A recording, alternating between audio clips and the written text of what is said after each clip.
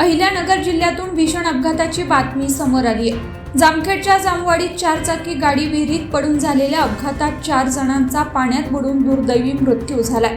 ही घटना 15 जानेवारीला संध्याकाळी 4:30 वाजण्याच्या सुमारास घडली आहे। जामवाडी गावात रस्त्याचं काम चालू असल्यानं रस्त्यावर खडी टाकलेली होती।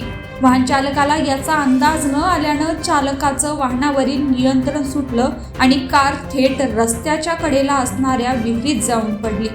विहीर खोल असल्यानं आणि विहिरीत पाणी असल्यामुळे वाहनातील प्रवाशांना बाहेर पडणं शक्य झालं नाही।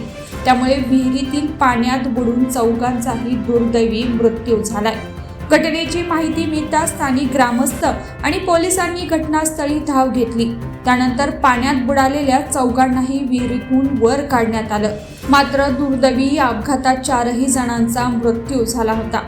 अशोक शेळके, रामहरी शेळके, किशोर पवार आणि चक्रपाणी बारसकर अशी मृत्युमुखी पडलेल्यांची नावे आहेत। जामवाडीत या भीषण अपघाताच्या घटनेनं जामखेड तालुक्यात हळहळ व्यक्त होतीये।